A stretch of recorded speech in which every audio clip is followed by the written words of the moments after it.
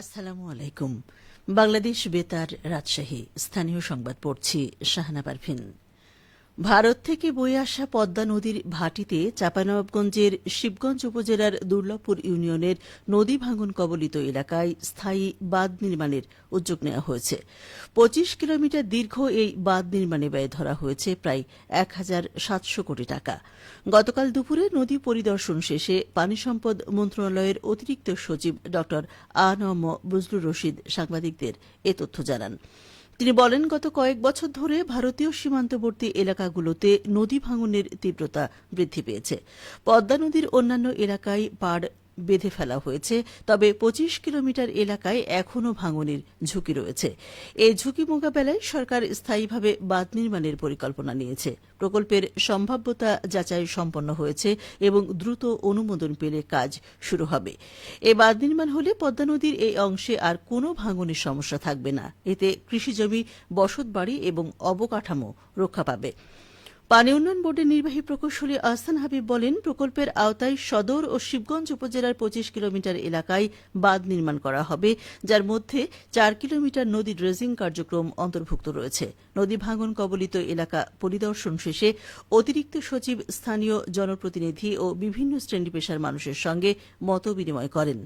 এ সময় উপস্থিত ছিলেন জেলা প্রশাসক আব্দুস সামাদ, উপজেলা নির্বাহী কর্মকর্তা মোহাম্মদ আজহার আলী সহ প্রশাসনের অন্যান্য কর্মকর্তারা। বিএনপি চেয়ারপারসনের উপদেষ্টা সাবেক মেয়র ও এমপি মিজানুর রহমান মিনু বলেছেন, একসময় রাজশাহী সরকারি সিটি কলেজের ছাত্র সংসদ ছিল ছাত্রদের সুখ দুঃখ বিপদ আপদ সহ বিভিন্ন সমস্যা সমাধানের আশ্রয়স্থল। কিন্তু বিগত ফ্যাসিবাদী শাসক শেখ হাসিনার আমলে ছাত্রলীগ দখল করে এই ছাত্র সংসদকে নেশার আস্তানায় পরিণত করেছিল। এই ছাত্র সংসদ ছিল তাদের টর্চার সেল। এখানে নিরীহ ছাত্রদের অত্যাচার করা হতো, এমনকি জোরপূর্বক ছাত্রলীগে যোগ দেওয়ার জন্য বাধ্য করা হতো। গতকাল রাজশাহী সরকারি কলেজ প্রাঙ্গণে আয়োজিত সাবেক ও বর্তমান ছাত্রদলের নেতৃবৃন্দের ঈদ পুনর্মিলনী অনুষ্ঠানে প্রধান অতিথির বক্তব্যে তিনি এসব কথা বলেন। মিনু আরও বলেন, জাতির এই ক্রান্তি লগ্নে ছাত্রদলের সাবেক এবং বর্তমান নেতৃবৃন্দকে এগিয়ে আসতে হবে, কারণ ছাত্রদলের সাবেক নেতৃবৃন্দ জাতীয় রাজনীতিতে গুরুত্বপূর্ণ অবদান রাখছে। রাজশাহী সরকারি সিটি কলেজ ছাত্রদলের সদস্য সচিব এমদাদুল হক লিমনের সঞ্চালনায় বক্তব্য রাখেন বিএনপির কেন্দ্রীয় কমিটির বন ও পরিবেশ বিষয়ক সম্পাদক মোসাদ্দেক হোসেন বুলবুল, রাজশাহী সরকারি সিটি কলেজের সাবেক জিএস মোহাম্মদ গোলাম মোস্তফা মামুন, মাহফুজুর রহমান রিটন, সাবেক ছাত্রদল নেতা তাজমুল তাজ টুটুল, সিটি কলেজের ছাত্র ইথুন বাবু। নাটোরের উত্তরা গণভবনে ফুটেছে দুষ্প্রাপ্য পারিজাত ফুল। তাপদাহ উপেক্ষা করে ঈদের ছুটিতে গণভবনে আগন্তুক দর্শনার্থীদের মনে মুগ্ধতা ছড়িয়ে যাচ্ছে পারিজাত ফুলকে কেন্দ্র করে হাজারো মৌমাছির গুঞ্জন মোহনীয় করে তুলেছে চারপাশ। ঈদ আর ঈদ পরবর্তী দিনগুলোতে প্রতিদিন গড়ে ৫,০০০ দর্শনার্থী গণভবন পরিদর্শনে এসে মুগ্ধ হচ্ছেন পারিজাতের সৌন্দর্যে। পারিজাত এদেশে দুষ্প্রাপ্য ফুল।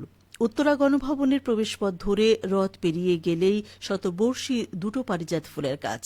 প্রায় ৭ মিটার করে উচ্চতায় অনেকখানি এলাকা জুড়ে ছাতার মতো ছড়িয়ে আছে চিরসবুজ এই গাছ।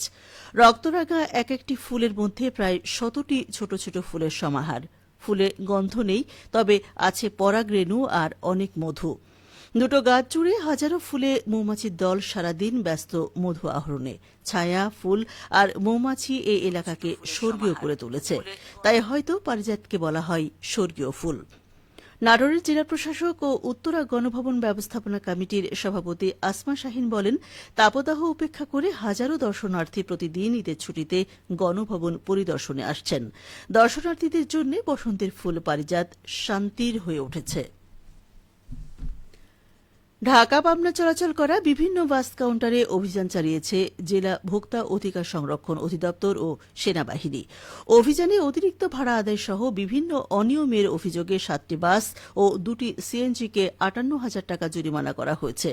আজ সকালে পাবনা শহরের বিভিন্ন বাস কাউন্টার, টার্মিনাল ও জালালপুরে এই অভিযান চালানো হয়। ভোক্তা অধিকার সংরক্ষণ অধিদপ্তর পাবনার সহকারী পরিচালক মাহমুদ হাসান রনি জানান, মাছরাঙ্গা ট্রাভেলস টিকিটে মূল্য না লিখে প্রতারণা করায় ১০,০০০ টাকা, ঢাকা নারায়ণগঞ্জ মূল্য তালিকা না রাখায় সরকার ট্রাভেলসকে ২,০০০, মূল ভাড়া থেকে ২০ টাকা বেশি নেয় কিংস ট্রাভেলকে ১০,০০০ টাকা, বেড়া ও কাজিরহাটগামী দুটি সিএনজি ঈদ উপলক্ষে বেশি নেয় ৪,০০০ টাকা জরিমানা, মূল্য তালিকা বাসে না রাখায় মহানগর ও রিল্যাক্স পরিবহনকে ৪,০০০ টাকা জরিমানা করা হয়। এছাড়া জালালপুরের বাচ্চিপাড়া কাউন্টারে ৬৩০ টাকার ভাড়া ৭০০ টাকা নেয় দুটি কাউন্টারে ২০,০০০ টাকা জরিমানা করা হয়। অভিযানে মোট ৭টি বাস ট্রাভেলস ও দুটি সিএনজিকে ৫৮,০০০ টাকা জরিমানা আদায় করা হয় বলেও তিনি জানান। সবশেষে আবহাওয়া। আজ দুপুর ১২টায় রাজশাহীতে তাপমাত্রা ছিল ৩৩.৭ ডিগ্রি সেলসিয়াস। এ সময় বাতাসে আপেক্ষিক আর্দ্রতার পরিমাণ ছিল ৩৯%। রাজশাহী ও পার্শ্ববর্তী এলাকায় আজ সূর্যাস্ত সন্ধ্যে ৬টা ২৩ মিনিটে। সংবাদ শেষ হল। আমাদের পরবর্তী সংবাদ দুপুর ২টা ৫ মিনিটে।